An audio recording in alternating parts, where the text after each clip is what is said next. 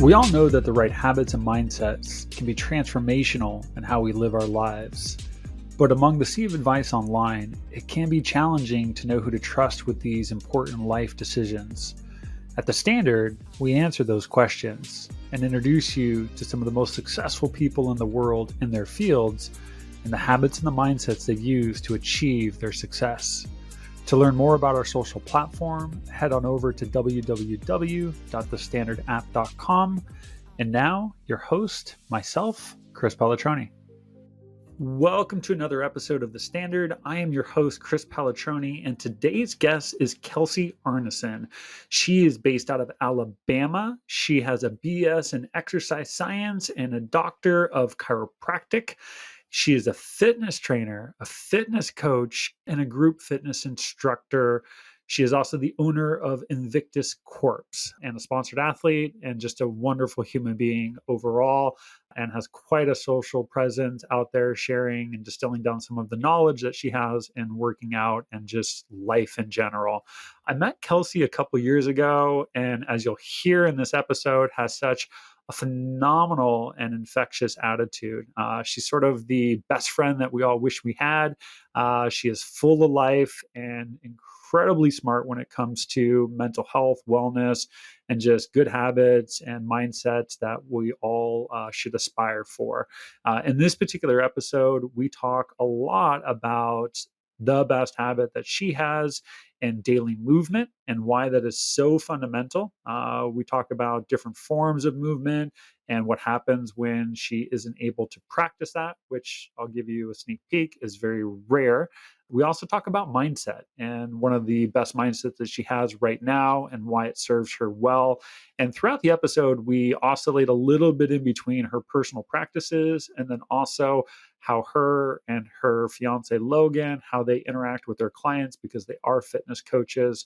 So you'll hear a little bit of that as well. But super fun episode. Gracious that she was able to come on and spend some time with us. And so without further ado, I want to welcome Kelsey. I'm super excited to chat with you. You've been so kind to support The Standard and supply some of your habits. And I'm familiar with a little bit of your background, but I don't think we've had quite as rich of a conversation as this is going to be. So excited to see where you take it. Yeah. For all those people that don't know you, maybe you can take a minute or two and just give us a little bit of your background, both personally and professionally, and we'll sort of Sure. carry into like what you do today. Yeah. Oh my gosh. That's a I know. loaded question because I I know. feel Where like do you it's start, right? so I'm 26 now. I knew that from the time I was 18 years old that my profession, I was going to be a chiropractor. I just knew I was like, I want to help people. I want to go into some form of medicine, but I didn't want to be a medical doctor. I want to do more like a holistic route. And so that's ultimately what set me out on my path to pursue a bachelor's in exercise science when I was going to undergrad. I was fortunate enough to complete my undergrad in 3 years and then went off to grad school to be a doctor of chiropractic, which I graduated in February of 2022. So now I'm a full-time practicing chiropractor while also running an online health and fitness coaching business. So Oh my God. Now, if I remember correctly, you opened your practice a little over a year ago, somewhere in there. Is that right? yes, so I graduated in February 2022. My first day in the clinic was in May of 2022. So we're almost a year and a half now, which is nuts. Oh my God. Oh my God. That's so crazy. So talk to me about this. So you do two different things. You Mhm. obviously do chiropractic that's just beginning its journey. Then you do fitness coaching as well. What does that entail? Yeah. So for the last 6 years, I've had an online health and fitness coaching business where primarily I would say 90% of my clients are online. And my fiance and I coach them through macro coaching, so nutritional coaching. And we also coach them through, custom workout programs. So whatever they desire in the gym. So that's our other percent of the time. And we do teach in person fitness classes. We have some in Yeah. person clients, but it's mainly whatever you could come up with wanting accountability for fitness and nutrition coaching. We provide that on a one on one basis. And so why did you get into that? What was the logic for you? I knew being an exercise science major that I wanted to be able to provide also something different to my patients just outside of spinal health, coming into my clinic, working on getting you functioning properly with, your pain. Let's do something else outside of that. And so I knew a perfect asset would be becoming a personal trainer, getting, licensed to do those things and be able to give people that advice. So I just wanted more to be able to do that, to give back to people. And I've always had such a passion for exercise that I didn't know you could make it a career. And so when I found that out, I chose to. Oh, yeah. Now you train people with Logan, so you guys run that business together? We do. Oh, exciting, exciting. Not Yeah. everybody gets an opportunity to work with their spouse, and I don't recommend it for everybody either. However, me and my wife have Right. worked together on a number of different things, and it's so fun. So that's gotta be fun for the both of you. Talk to me a little bit about. So you're also, I think when I first met you, you were an athlete, a sponsored athlete, right? For a free first form, right? Yes. Yep. I So what still is am. what is oh, you are. So what does that entail? Like, what does that look like? Great question. So, First Form is traditionally at its core a supplement company. So, whether you want a pre workout, whether you want a post workout protein, whether you want greens, you want a multivitamin, like we have so many different things. But then we also go above and beyond to provide one on one coaching to people too. Mhm. So, we have what are called transformation challenges. We run them 4 times a year where people can come in and they have the opportunity to compete for $25,000, which is incredible. So, we're sponsored athletes by that company, meaning like we exclusively use all of their supplements, which is incredible. And a lot of our coaching clients do as well. But more so, we're a part of an American made brand that is just trying to create more jobs, change more lives in the US instead of outsourcing. So everything is made and kept right here in house in the USA, which is pretty cool. She's a whiz. Chiropractic, online coaching, sponsored athlete, and then obviously you do a lot of social media, which God knows takes up a lot of Yes. time as well. So Right? Logan and I always joke, my fiance and I, we say I have 7 jobs, but it's not a joke. It's actually it's actually oh, true. dude, you should enjoy it, and if you ever aspire to have kids, I mean, just take all the time you have now because things do change a little bit down the road. Exactly. So good for you guys. I think what I'm so interested to hear from you, and so much of the spirit behind this particular podcast is, at least for season one, I've really chosen to interview coaches across the planet. So I've met all these phenomenal people, holistic nutritionists and habit coaches and like therapists and athletes. And what I personally find so fascinating about it is, in a lot of ways, you're experts at habits and mindsets. I mean, you know so much. I mean, you've shared reading and water intake. And I mean, just looking at you and following you on social media, like, I'm aware of how many habits you wear on you, not to mention all the jobs you juggle. So I think it's so fascinating to try to force you, if I can, to just define one that really sort of stands above the rest at this stage of your life, because you know so much. At least that's a lot of what Yeah. my interest is. And so the spirit behind this particular podcast is really just taking a look at one habit you feel serves you the most right now in your life, your mental health and your well-being. And we'll Love sort of that. play around with that a little bit to tease out as much tactical advice that you can give. And then we'll flip that over to mindsets, because obviously mindsets are super powerful as well. So can't wait to hear what you have to say. So in that spirit, let's talk about, before we dive into your particular habit, I'd love you to share a little bit, because you are a coach. When you're Yes. coaching people, what is the significance of trying to alter their habits and mindsets, whether it's to build new ones or to break down old ones? Because, people are seeing you for a very specific reason, but as you pointed out with chiropractic and then into fitness, like, it's all intertwined. Like, it's just a 100%. huge ecosystem. And so when you're coaching people, what role do habits and mindsets play as you're trying to build them up or break them down? It's everything. It's the foundation of what we do. They're so bound to everything that they know that they don't often realize there's other things that they can learn, or that their situations can be different. Their life can be different. They just think, I got stuck with these cards. I was dealt these cards. Nothing's ever going to be different. Nothing's ever going to change. But changing that frame of mindset and little daily tasks, changing those habits ultimately helps them realize you may have been assigned those cards, but that's not how you have to play them. That's not how, you have to play every single hand in that deck.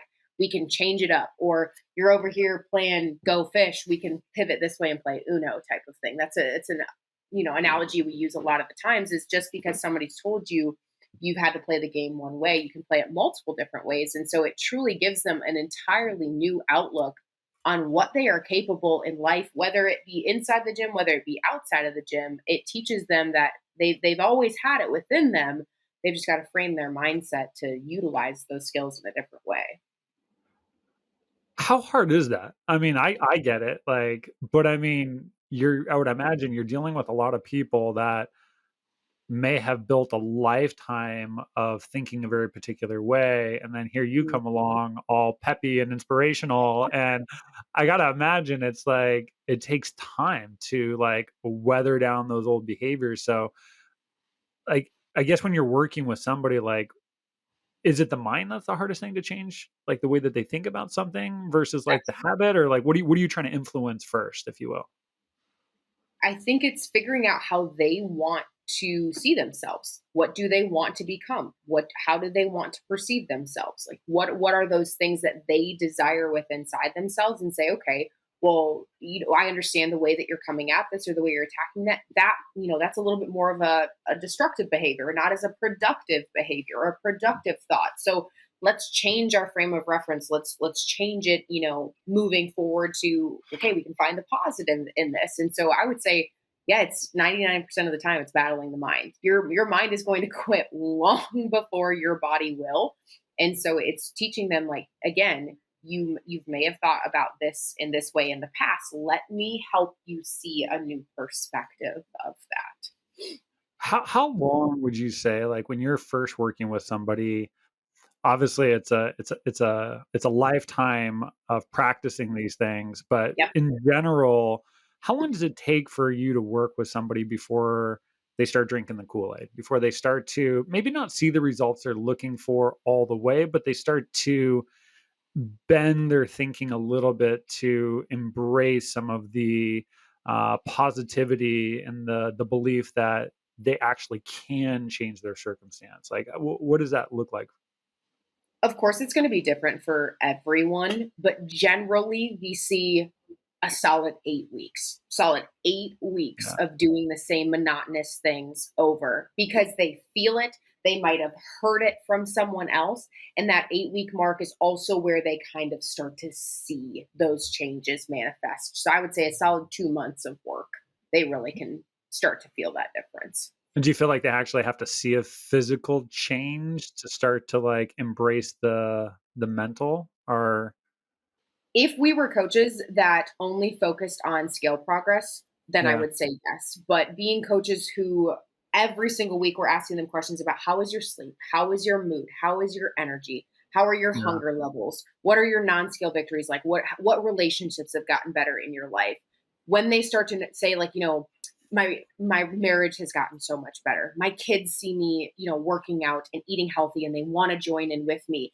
If they've got other people watching them, if you will, or yeah. influence on other people, I think that those people tend to see or be led to drinking that Kool-Aid faster, if you will, than people who might not have that support system. So again, it's entirely individual, but I don't think they necessarily have to see, physical or scale changes to start to believe that.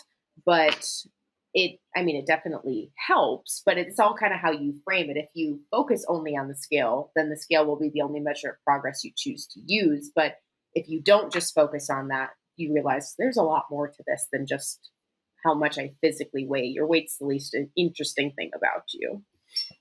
Yeah, I do I've interviewed a lot of people that have had significant weight transformations, not on this podcast, but in some research I'm doing, and I think a lot of people approach the physical transformation from a weight perspective, especially if you're Absolutely. overweight, and the number is the most important thing until you start to realize it's not the most important thing. That's a really hard thing to tell somebody, is like, don't focus on the physicality, focus on the mind, because if your body looked the same but the number on the scale was different, how would you feel about yourself? And most people would say, I mean, I wouldn't feel great. And so it's like, how do you help somebody see the reality of the mind? And that's a hard one because we don't get to see inside your brain. So I'm Hmm. always so fascinated. I was like, how do you convince people to think about a situation slightly different when they're so fixated on an external cue, if you will, of some sort? Yeah. And I think you let them know that is important. That measure of progress does indicate whether we are moving in the right direction or not, but it's not the only one. Yeah. And when you remind them, you're not undermining that that is a goal that they have and that is a goal that they want to achieve. That's fantastic. But there's a lot of other things that have to happen on a day to day basis for us to get to that goal. So you allow them to continue to maintain that goal and that want, and you involve them in that, but you also show them another side of that too. And I think that that's very powerful. And where we've seen the biggest difference in our coaching is not just say, this is how we're going to do it, this is the one and only way. Okay, what does the client want? Let's involve our goals around that, but also expand, their options to see like, hey, we can have many other goals than just the scale. Yeah, for sure. All right, Kelsey, let's dive into you here. So, what would you say right now is the habit that supports you the most from like your mental health, your well-being, your success? Like which one at this time in your life serves you the most? You would make me pick one, wouldn't you? Like you You have wouldn't to lie. pick one. I know, I get it. I get it. There's so many good ones we got, but yes, we don't have time for all of that. So we'll have to focus on like what you believe the one is. The easiest one, and people are probably going to say that's so cliche as a fitness coach, but it's so true for me is movement. I move my body every day in an intentional way, and movement has saved my life. All right, let's dive into that. Since you ended that with save your life, let's just go straight there because I'm so interested. Like when you say saved your life, what do you mean by that? It keeps me sane. Putting my body in motion on a daily basis not only allows me stress relief, but it allows me time outside. It allows me time in nature. It allows me to, time away from my phone, time away from my patients. Being a provider that it's a physically demanding position to be in, you need to be able to have an outlet. You need to be able to have a way to step away from that. And I talk about this a lot on my Instagram stories, but movement and getting my workouts in, getting exercise in is the number one way I can be the best doctor. I can be the best provider. I can be the best friend, the best sister, daughter, fiance, whatever you want to call it. It has saved me so that I can be so much of myself for other people while still actively choosing myself every single day. Yeah, you can't pour from an empty cup. I'm a big advocate of self-care is not selfish. You do have to take good care of yourself for all the reasons you mentioned. Mhm. Let's tease a little bit out of that. What does movement look like for you? Is this you're going for a run, you're going for a walk, you're doing yoga? Like what when you say daily movement, what are Yeah. examples of that movement?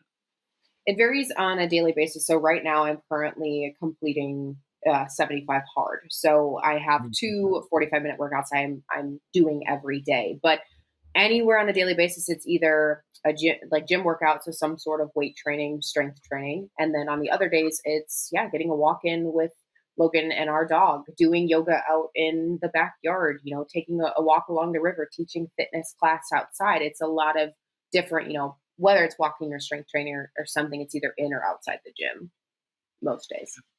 What is 75 hard for those people that don't know?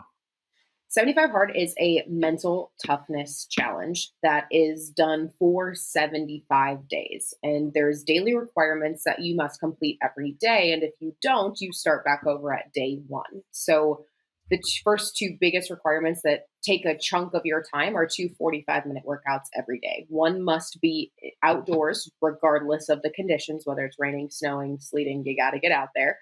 And then you have to take a progress picture every day, drink a gallon of water on a daily basis, no cheat meals for 75 days, no alcohol. You need to follow some sort of diet, so a regimen of, whatever the person chooses, and reading 10 pages of a personal development book, and yeah, getting that in for 75 days straight. Yeah, for those of you that live in colder climates, pick your season carefully. No does that, yes. Have you done 75 hard before, or is this the This first will time? be my fifth time doing it. Fifth time, Yep. fifth successful time. Of like, Well, I hope so. The first four were successful, so we're okay, good, good. on the fifth. No, that's awesome. That's awesome. All right, let's go back to your movement. What happens in the hopefully rare event that you don't get your movement in? Like, what happens to Kelsey at that point? I notice that I'm not as mentally strong. I tend to catastrophize things if I haven't just gotten that time to shut my brain off in another way. So I'm just not as mentally sharp on those days. I truly feel like I need another cup of some sort of caffeine, or I didn't get enough sleep or whatever it may be. Like I just feel like I'm behind. I'm not as mentally sharp as I want to be.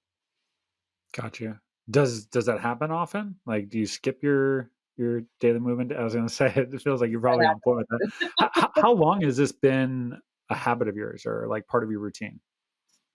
Since I started undergrad, so in 2015, it has been almost 10 years of in some way, shape, or form moving my body every day. Gotcha, gotcha.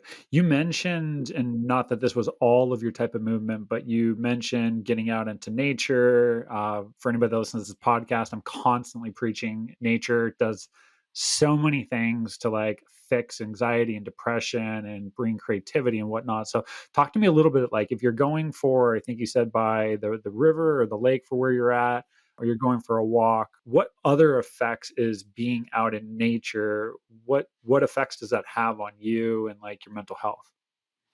It's just peaceful. It's time where I can focus on something again other than my phone. I can focus on what do the birds sound like? It's fall. So what colors are the leaves? What are those changing? I am a lover of sunrises and sunsets. So I feel Mm. that's a great way to appreciate like God's beauty that he's put into this world and to just stop and be like, how, this is magnificent. Like this is incredible. And just seeing other people outside, seeing other people exercise, it motivates you when you see those other people. So there's nothing negative about it. I just get so much rejuvenation from letting my feet hit the pavement and just feeling the fresh air, breathing that, cold, crisp, cool fall air in. It's just so grounding for me, truly. Yeah, I'm doing a series. I do these like tool tips where I distill down like some habit, like tactical habit that like people can do. And I've been working on nature, so like the science of sunlight and green spaces and the calming effects of water and the bird Mhm. songs. And you just nailed like all of them. It's like there are so many research studies that support like even bird songs, believe it or not, like how it rejuvenates you and relaxes you and like brings a connectedness that like hey we are not separate from our ecosystems, we are part of it. So that's awesome. Daily movement, how long does it have to be for you? Like how long do you have to be out there to get the effect that you're looking for? I would say, I mean, obviously, right now I have a time constraint of being out there for 45 minutes, but I will start to feel that even after 15 minutes. So when I wasn't on 75 hard and before I'd go to work, I'd take our dog for a walk and it's like 15 minutes. I come back and I'm just like, okay, whew, I'm ready to go for the day. Like I just feel good, whatever time of day it is. I would say maybe 15 minutes. So I'm not asking for, hours and hours of time here. I don't have hours. Yeah, and is there when you're doing this, is it, like, regimented in the sense it's, like, always same time every day, or are you sprinkling this in between your works, or where does this fit in with your busy life? I would say that it usually isn't a super consistent time of day because there are some days when, for example, like Tuesdays, I have very long clinic days. I'm in the clinic usually from 7:30 a.m. to 7 p.m. So I Mhm. will, get a gym workout in the morning and then walk in the evening. But then on Wednesdays, for example, I have the day off. So I get a little bit of a later start to the morning because I'm personal training clients. I work out at noon, and then I'll go do an outdoor workout later tonight around 5:30. So it just kind of depends. It depends on the day. I'm not super, super regimented about it, but I'm going to get outside at some point every day. Okay, that makes sense, that makes sense. And with the fact that you and Logan coach people, obviously strength training is super critical, but so is movement. Yeah, Is this one of those things that you not force onto people that you work with, but highly encourage them to move their bodies as well? Is that like a key part of your advice that you're passing down? absolutely. So what we call it with our clients is we say just run the play. And running the play, if you do this every day, you will be successful. That is getting adequate amount of calories in, which we macro coach our clients. So they of course all have set ones. So hitting your calories, getting your protein in, getting your daily movement in, intentional movement, and your water. So it is one of the four pillars that we coach on every single day. So I would say, of course, we don't force people to do it, but if you would, ideally like these results, it's going to be a part of what you're going to need to do. And we don't tell them you have to go to the gym, you have to walk. We say, let's discover movement together that you really enjoy, and then let's make that a consistent habit. But absolutely, it's part of our preaching, if you will.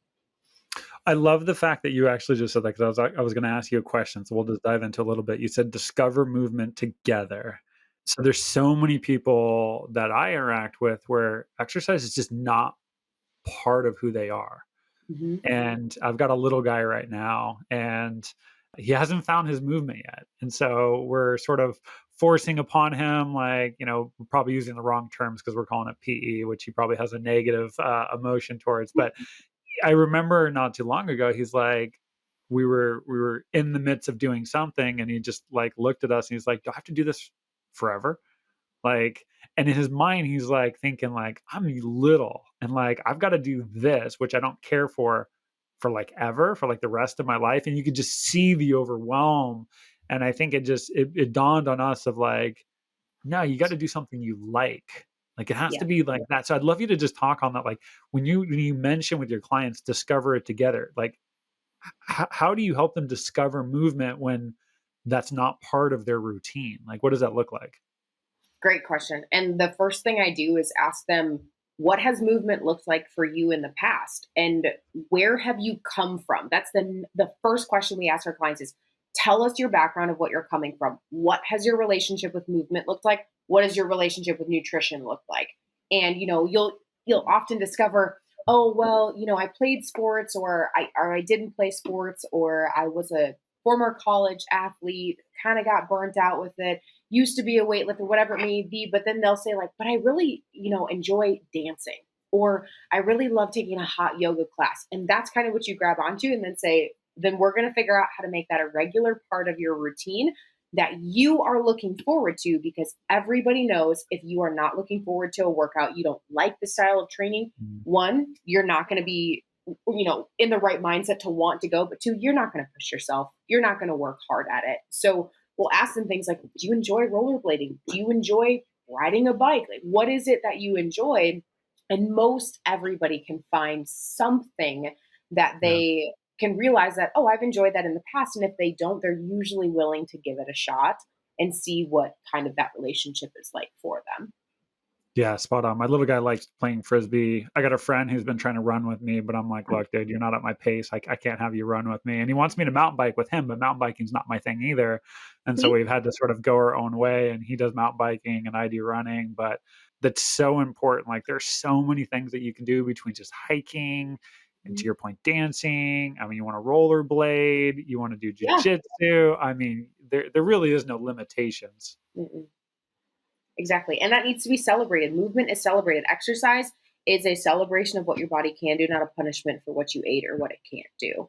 And if people realize that there's more to exercise than walking into a gym, our health and fitness industry would be much different than it is right now. Yeah. Yeah. Well said.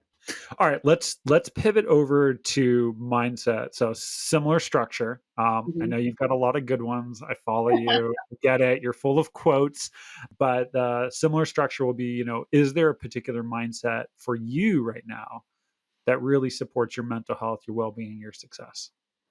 Absolutely. And it's not always been the mindset that I have been able to obtain, but lately it is that the obstacle is the way. If something is standing in my way, I need to figure out a way to go through it instead of run from it, instead of be afraid from it. I need to, pivot and adapt whatever I have going on to head that direction. Just because something is standing in my way doesn't mean that I can't get to it. So where did this come from? I haven't heard that one before. So this actually came from a book by Ryan Holiday that is called Obstacle is the Way. So it's a fantastic read. Very easy read. But so it's not Kelsey's own personal mindset, but it is a mindset that I have now adapted to. And what was the reason that you adapted to this? Like, was there a particular event or situation that called the need for this? There was. So it's difficult for me to talk about, but actually just this past April, my parents recently got a divorce after 30 years. Mm. And watching your family structure of what you loved and knew growing up and were so comfortable with, and all of that all of a sudden changing when you're an adult is very difficult. And I wanted to run from it. I wanted to go the other direction. I wanted everything to, just stop because it felt so crazy. And I was like, no, you need to get through this. You need to continue to go forward because you're not the only person that's ever struggled with this before, but you still can have a relationship with each one of your parents. You still can, have a beautiful relationship with your family. It's going to look different, but this obstacle is what you have to go through to get there. So we're so I recognize like this was sort of like where the mindset came into play. But when you're deploying this sort of mindset Mhm. universally across your life, how do you trigger it? Like, is it a mantra that you're saying to yourself? Do you have the quote on the wall? Like, how do you, when you encounter obstacles, trigger this sort of thinking, if you will, to like approach the situation differently? Like, how does it fit into like daily experiences, if you will? Yeah. So I think a lot of the times when obstacles get placed in our way, we're very emotional about them. Or we say a lot of times like, why is this happening to me?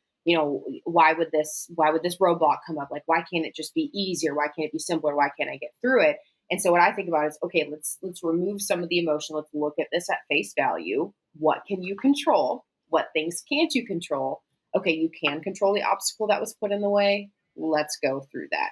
Completely outside of our circumstances, and we're being emotionally irrational about the situation, that's something to let go. So it kind of helps me pick and choose my battles of, is this obstacle something that I need to go through and something I need to spend time on, or is this something that I don't need to spend time on? So it just kind of depends on, I guess, what comes in my way of like what I need to do, or what I have to do based on, how that obstacle presents itself.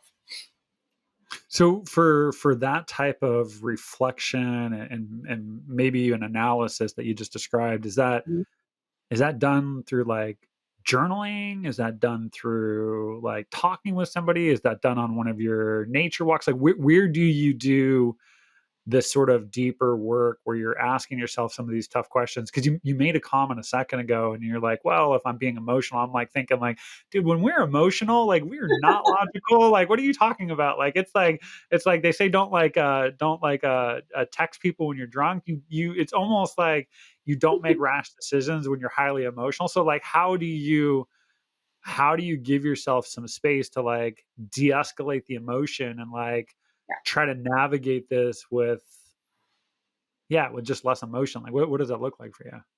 That is what outside time does for me. It allows me to kind of marinate in those thoughts and think about a lot of that. And then I have lots of conversations with Logan about it too. Like, okay, here's what happened today, or here's the situation that we're currently going through right now. How can we look at it from a 30,000 foot view and remove a lot of the emotion and figure out how much attention do we need to pay to this? But a lot of that is done through me kind of hemming and hawing about it outside on my walks, trying to figure out, Kelsey, is this something that it needs your attention right now, or is it not? So is it a systematic approach of like go spend a little bit of time by yourself, try to navigate, work through some of the issues? Then maybe you didn't say it this way, but I'm just thinking of my wife here.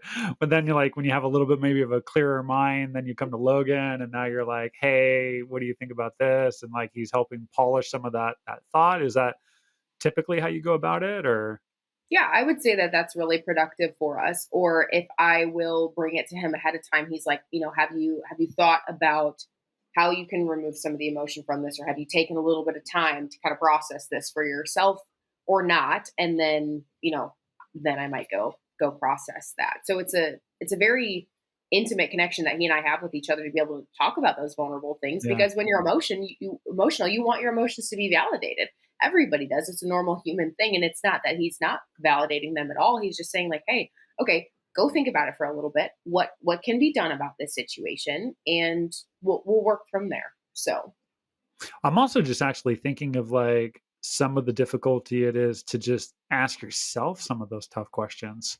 And so, it was the last podcast I had, I was speaking with Daniel, and he was talking about being vulnerable and of the self-reflection, and we were getting into it, and it couldn't help me think that so many of these conversations that I have, I'm dealing with people that are fairly in tune with like the way that they think, and their emotional intelligence is fairly high, but that's not the average person. Like most Mhm. people don't want to look themselves in the mirror and be brutally honest with something. And so I guess for you specifically, I got a couple questions here, but like, has that always been something that's easy for you to just Uh-oh.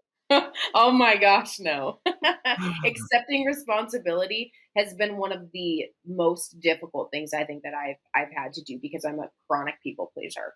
I am a recovering Mhm. people pleaser. I want everybody to be happy. I want to be the reason that people are happy, and accepting that, not that things were my fault or they weren't type of thing, but accepting whether I can or can't control the situation, or I can look at it at face value, I have been terrible at for years.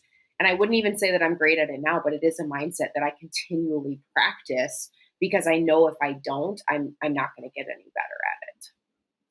So what would you and Logan tell somebody you're coaching that I don't want to set the stage and say they're making excuses, but let's just say that they're having a difficult time being very honest with themselves, and you guys are Yeah. sort of catching that, because I have to imagine, I mean, like, I mean, let's be honest, most people struggle to both exercise and nutrition. If we silo just those two things alone, I mean, it's huge obstacles within a lot of people's Mhm. lives. So when you encounter people that are struggling with that self honesty, and I would even broaden that to say self-awareness, like how are you working with them, especially remote, right? Like how are you Yeah. working with them remotely to try to like get them to be at least honest with themselves, even if they're not going to share that with you? Like how do you get them to be more honest with themselves? Is there any techniques that you guys use?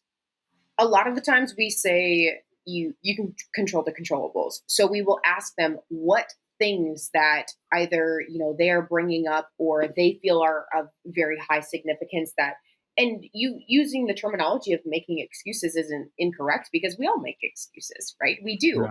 So if they're having a difficult time coming up with how to make time for the gym, how to make time to meal prep or whatever it may be. We ask them, okay, what things do you have going on in your life, and what things are inside your control? Like, can you set your work schedule? Do you work from home?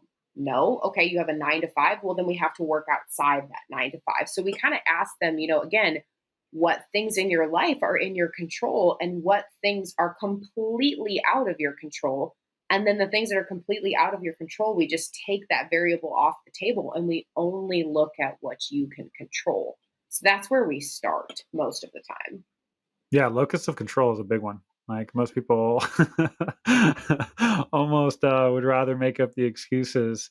To head on the obstacle, is there a time where that particular mindset, I don't know, I just can't help but think like, and I recognize this is your mindset, like sometimes trying to go through the obstacle, is that always the right case? Or are there situations in which maybe that's not the right approach? Like it's Mhm. like, I don't know, is that always like, yeah, is there a situation in which going through the obstacle is not the right approach for you, and like it's better served to like choose a different battle or find a different way, go around the wall, not through the wall, if you will? Yeah, absolutely. I think the obstacle teaches you whether to pursue that or not. And nothing is 100% certain. So I won't say like going through that way is, Yeah. always the way. But oftentimes when I'm met with resistance in pursuit of a goal, it is the right way. But also realizing, yes, the obstacle is the way a lot of the time. It also teaches you which obstacles to go through and which ones to just completely avoid altogether. So it really does prioritize and execute your time. Am I going to pay this any time over here? Is it worth my energy, or is it Yeah. not? So choosing which way you're going to go also helps you be very effective in utilizing your time, your energy, your resources, etc. Yeah. I love the fact that at least for this particular habit that you mentioned, daily movement, and this particular one of like go through the obstacle, how they are so connected in the sense of you use a lot of your time by yourself out in nature to wrestle with some of these things. And, for myself, I reflect on that. I'm a runner. It's like all that I do when I run. Like, I mean, I need that time to be away from my wife, away from my kids, and just Yeah. go into nature. And yeah, I'm listening to podcasts sometimes, but like sometimes I'll just take it off and you're just out there. I mean, my runs are like an hour and 15 to 2 hours, and you're just like, just flexing all your thought. And it's so Mhm. therapeutic that I literally would turn into a really mean person if I just couldn't go running anymore, because it's not about the physical activity. It really is more mental for me at this point. And I have to imagine, with the way that you've sort of described both of these, that your daily movement, yes, clearly there is a physical benefit for you, but Absolutely. I would almost ask you, like, I mean, it sounds like there's is an equal mental benefit to your daily movement as well, at least the way you've described this mindset. 100%. It teaches me discipline. It teaches me discipline over motivation to get out there every day. It teaches me to take initiative on the day, to get ahead on the day. It teaches me so many things. And a lot like you, I mean, people are asking me questions all day long. Patients are asking me questions, clients are asking me questions. Like, I get a massive influx of questions Yeah. all day. I don't have anybody to ask a lot of those questions to. So I ask them to myself, and I kind of process through them when I'm out walking, when I'm out in nature, whatever it may be. It's a place for me just to offload a bunch of information that has been kind of, you know, dumped on me throughout the day. And not in a bad way. It's just like, oh man, okay, I need to process this a little bit more. And to have that time away is huge. Yeah, yeah. So for all those people listening that are struggling with exercise, just for your mental sanity, to get away from people, just go outside and Yeah, do right. something. Not even just for the physical activity. It's really just for the mental stuff. Everybody needs a break. Everybody needs me time. Um, is there any particular habit or mindset right now, Kelsey, that doesn't serve you well, and you're trying to break down, like deconstruct a bad habit? Is there one that stands out for you, either, once again, habit or mindset, that you need to get rid of? I need to get rid or working on getting rid of perfectionism. I want Mhm. everything to be perfect. I always have, and I think that some of those traits often can be really productive, but I also think that they can be very destructive, because if it's not perfect, I struggle asking for help to get it done because I think it won't be perfect. Or I have a I'm going to do it myself mentality because nobody can do it like I'm going to do it, or somebody might not do it up to, the standard that I'm, expecting, but I don't really know what that standard is until it's quote unquote complete. But also feel like I struggle to fully and wholeheartedly complete projects because I always think that there could be something else that could change. I think it could be more perfect. So I would say I wrestle with perfectionism and trying to step away from that. Oh yeah, let's dive into this for a second. By the way, there's a lady. She was, I just love her. She's phenomenal. Her name is Vasia Sarantopoulos. Wicked smart. She's out of the Netherlands, and this is actually her topic, perfectionism. So she talks a lot about this one right here. She was, I think, the fourth guest that I had on this podcast. So super, super sweet lady. But this comes up a lot in this. Surprisingly, it comes up a lot with fitness people too. I don't know why. But can you give me an example of perfectionism that like pops up in your life? Like, can you think of something? I don't want to say wedding planning, but if that's Right.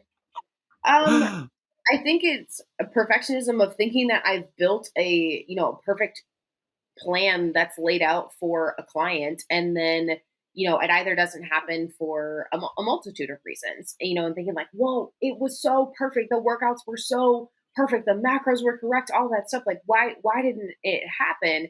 And there's a lot there's so many external factors that go into that. yeah. Or even developing a treatment plan for a patient, like they were supposed to progress here, they were supposed to hit this milestone there, and they don't. It's just like a lot of the times I take that on me, but again, a lot of it has to do with external circumstances as well. So Yeah, I think just the ability of letting it go is really tough. Yeah, I definitely have a perfectionist mentality. Ironically, Kelsey, I got into gardening maybe like 15 years ago. And I got so into it that I started taking all the classes and soil Mhm. science and plant identification. And I thought I was going to be a landscaper, or run a landscaping company. And I think I might come back to it. But one of the things that helped me get over perfectionism is in landscaping, everything's moving.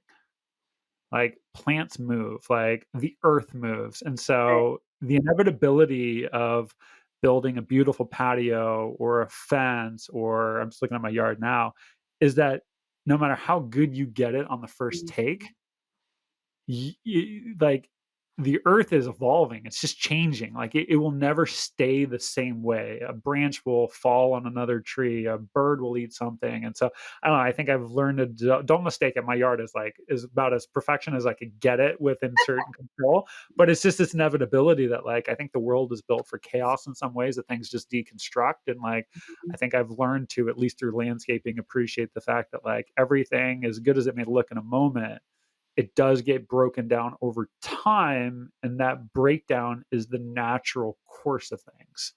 So Mhm. it's just sort of a metaphor of nature that I've taken to life, of saying like all of the stuff we try to hold and get it perfect. And I've got OCD qualities you'd be like shocked at, like everything's got to be perfect. And but I'm like, this is just a mirage. Like I can't hold this together forever. Right. So, Yeah, something's gotta give. Something's gotta give. yeah, for sure. Final question I got for you. And so usually at this question, I try to zoom way out, well past your habits and your mindsets, and say, you know what, with all that you see happening in the world today, and clearly there is a lot that is going on, if you could wave a wand and distill down some habit or mindset that all 8 billion of us would automatically have, is there a particular habit or mindset that you believe would nudge humanity in a more loving and kind direction? It's a very tough question. I think if I had to choose one thing, and I'll explain why, I would choose that everybody would be able to have the habit of keeping promises to themselves, Hmm. keeping promises that they set to themselves. Because you and I both know if you say, I'm going to get up at 5 a.m. and I'm going to go for a run, you're going to feel great afterwards. You might not like getting up at 5 a.m., but you're not going to regret it, right? The whole day, you're probably going to feel really great from it. And you do that for 3 weeks, you do that for 4 weeks, you do that for 2 months, and you start keeping those promises to yourself. What happens is your self confidence increases, your self worth increases because you did what you said you were going to do. And if I could wave a magic wand, I would give everybody the ability to keep the promises that they made to themselves because we don't want to let down a friend. If you and your friends say you're going to a movie on Friday night and Thursday night they back out, you'd be like, oh man, shucks, let's try again for next week. And then your friend does the same thing again the next week. And then you try one more time, they do the same thing. You would lose faith in them, right? Well, we do the same thing with ourselves. We consistently don't keep the promises that we've set to ourselves. We would deem that as, hey, this friend really isn't valuing this relationship. Well, why don't you value the same relationship with yourself? So I would give everyone the ability to keep those promises that you've made to yourself, whatever they may be. Just keep them. That's the first time I've actually heard it said in that way, and but it reminds me of a few things of, those tiny promises you make to yourself, whatever they're gonna be. It's, "Hey, I'm Yep. gonna go for a walk today. I'll take my kid to this, I'll do that." When you break those promises, it becomes easier in the future to keep breaking those promises. And there's a famous quote, I know you know it. It's like, self-discipline equals self-love. And so the more you get in the habit of practicing these tiny commitments you have for yourself, whatever those commitments may be, you're practicing self-love, self-care, however you want to sort of dice it up. And that's really important because it does become a vicious cycle of, and I've got a lot of people that I know do it, where they'll put something on their calendar and it's so easy to glaze over it. Yeah. It's life happens, right? The day got busy. Yeah, that's a good one. I like that. Where can people go to learn more about you, Kelsey? I'm on almost all social media platforms. I would say the one that I'm most engaged on is Instagram. And it's just my first last name. So at Kelsey Arneson Fitness. That is on Instagram. That's on Facebook. That's on TikTok. That's on YouTube, all over the place. But Instagram is my primary platform where I spend a lot of my time. Awesome. And if somebody happens to live and they need chiropractic work and they're out in Tuscaloosa, Alabama, you can go see Yep. you as well. We sure can. Awesome. Kelsey, you've been wonderful. I'm so excited that you said you would be on this. I really appreciate your support. You are such a good inspiration. I can't imagine the amount of people that reach out to you and are inspired by all your little pep talks and like you out there just sharing your wisdom with it. So thank you so much for that. Absolutely. I appreciate you so much, Chris. Thank you for having me. Thank you for spending part of your Wednesday afternoon with me. It means a lot. Awesome. Awesome. Thank you for listening to another episode of The Standard. Before we go, click on the link in the show notes of this episode to learn more about today's guest. And if you enjoyed this episode, please share it with somebody who you think would benefit from it as well.